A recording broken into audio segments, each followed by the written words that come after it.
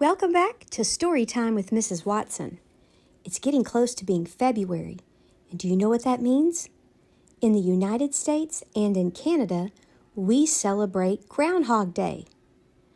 Groundhog Day is on February 2nd, and when the groundhog comes out of its burrow, and if the groundhog sees its shadow, that means we're supposed to have 6 more weeks of winter. If the groundhog comes out of its burrow and it doesn't see its shadow, then we hope to have 6 weeks of earlier spring. Now, it doesn't always work, and it's not scientifically proven, but it's a fun thing that we like to do. Today, we're going to read a story about a groundhog named Gretchen. The title of our book is called Gretchen Groundhog, It's Your Day, by Abby Levine, illustrated by Nancy Cote. About Groundhog Day. If Candlemas is fair and clear, there'll be 2 winters in the year. The groundhog, also called a woodchuck or a marmot, is a roundish, furry animal about the size of a big cat. It is actually a kind of squirrel that lives in the ground. Groundhogs can be found in many areas of the United States, though they're most common in the East. They hibernate in the winter. In medieval times, people believed that all hibernating animals emerged on Candlemas. This Christian festival falls on February 2nd and is the day when farmers in Northern Europe traditionally have started their spring planting. If the day was sunny and animals saw their shadows, they would return to their dens to sleep, and winter would continue for 6 more weeks. If the day was cloudy, then spring would soon arrive. German pioneers in Pennsylvania transferred this belief to the groundhog. Groundhog Day is celebrated in many American towns. The custom began on February 2nd, 1887, when people in Punxsutawney, Pennsylvania, hiked to the burrow of a groundhog named Phil and watched him give his first forecast. Since then, Punxsutawney Phil and his yearly weather predictions on Groundhog Day have become famous all over the world. It was a dark and snowy night. Gretchen Groundhog sat in her burrow, worrying. In a few days, it would be February 2nd, when the world would be watching the little town of Piccadilly. On that day, for the first time, Gretchen would step from her burrow to stand before TV cameras, newspaper reporters, tourists, all the townsfolk, and a brass band. Everyone would be waiting as Gretchen looked for her shadow. For as long as she could remember, it had been Great-Uncle Gus who searched for his shadow before the anxious crowd. If he saw it, there would be a roar of disappointment, for this meant winter would last 6 more dreary weeks. The band would play slow, sad music, and Gus would trudge back into his burrow. If there was no shadow, the band would play a lively tune and everyone would hug and cheer. Spring was around the corner. But now, Great-Uncle Gus was too old. It was up to Gretchen, his only relative, to carry on. "I can't do it," Gretchen told her great-uncle. I'm just too shy. I can't stand there with everyone looking at me." "You can do it," said Great-Uncle Gus. "The first time is always the hardest." But Gretchen knew she could not go out. "Gretchen's not going out!" The news flashed through Piccadilly. "What will we do?" the townsfolk asked each other. On January 30th, there was a story about Gretchen on the front page of the Post. Piccadilly puzzled. The headline said, "The story continued. There has always been a Groundhog Day in Piccadilly, but this year it seems Gretchen Groundhog will not go out. How will we plan if we do not know when winter will end?" Should we buy more salt to put on icy roads? Asked the mayor. A father asked, Shall I chop more wood for my family? When can the bear stop hibernating? Asked a little boy. Please, everyone begged. Please, dear Gretchen, go out on Groundhog Day. Tell us when winter will end. But Gretchen only shook her head. On January 31st, Gretchen lit a cheery fire, but it did not help her mood. All day the doorbell chimed, the phone rang, email erupted, and urgent letters plopped through the mail slot. Gretchen felt terrible. It seemed like the longest day of her life. On February 1st, the town was in an uproar. Tourists filled the motels.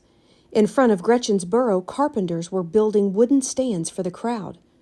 The TV crews had arrived, and the band was practicing with squawky sounds. Groundhog Day was only hours away. Piccadilly panicked, read the post. Soon the eyes of the world will be upon us. What will happen if Gretchen does not go out? 3 townsfolk were waiting when Gretchen opened her door. You must try, Gretchen, said the town historian. There has always been a Groundhog Day in Piccadilly. Do, Gretchen, I'll stand beside you, said the chief of police. I'll make you famous, said the editor of the Post. But Gretchen only shook her head. All afternoon and evening, visitors came. Gretchen, are you there? Gretchen! That night, weary and sad, Gretchen fell asleep in her rocking chair. But she heard the townsfolk even in her dreams. Please, Gretchen, open the door! Gretchen awoke, but the knocking did not stop. She hurried to the door and looked out the peephole. There, on the moonlit snow, stood a little girl. It was Hester, the town historian's daughter. May I come in? Hester asked. Gretchen opened the door.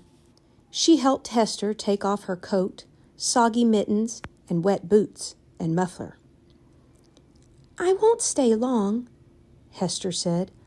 I wanted you to see these. I found them while I was helping my mother. She held out a wooden box with some yellowed pieces of paper in it. Gretchen could see that they had old-fashioned writing on them. What's this? Gretchen asked. Records from our town history, Hester explained.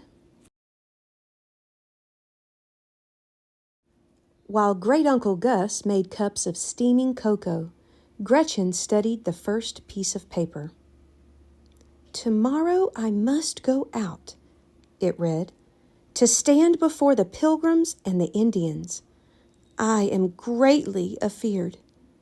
It was signed Goody Groundhog. Gretchen was amazed. Goody Groundhog lived a long time ago. She came to America on the Mayflower before there was a Piccadilly. My mother says Goody told everyone the second winter would be better than the first, said Hester. They were very glad. Gretchen leafed through the papers. Here's one by George Groundhog at Valley Forge, she exclaimed. He says, I am affrighted to go out, but I shall. The winter has been long and hard. The soldiers must know what will be. My mother says George told them the winter would go on a long time, said Hester. Everyone was very sad. As Gretchen read through the papers, she became more and more excited. There was a page from brave General Grant Groundhog, who had fought in the Civil War, and Gene Groundhog, the tough cowboy, and Gloria Groundhog, who became a movie star. They were all afraid to go out, Gretchen said. She read the last piece of paper. I am scared, but tomorrow I will try to go out, it said. It was signed Gus Groundhog. You? Said Gretchen to Great-Uncle Gus. Her great-uncle looked surprised. Then a dreamy look came into his eyes.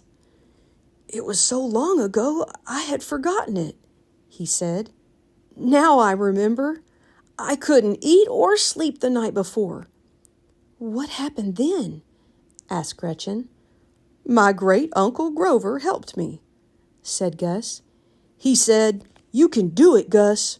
The first time, it's always the hardest. The clock began to chime. 9, 10, 11, 12. They counted together. Oh my gosh, I've got to go, Hester said. I've never stayed up so late. Thank you for everything, Hester, Gretchen said. She and Hester gave each other a big hug.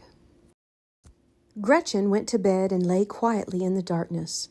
She thought about the next morning, about all the townsfolk gathered, the TV cameras and the crowds, the blaring of the band. She turned on the light, wrote a few lines on a piece of paper, and put it in the history box. Then she closed her eyes and fell asleep. Gretchen's dreams were peaceful. She was awoken by the sound of voices and the squeaks of the band tuning up. She put on her coat and muffler, boots and mittens. She took a deep breath. You can do it, she whispered to herself. Then Gretchen Groundhog flung open the door and stepped out into the February morning.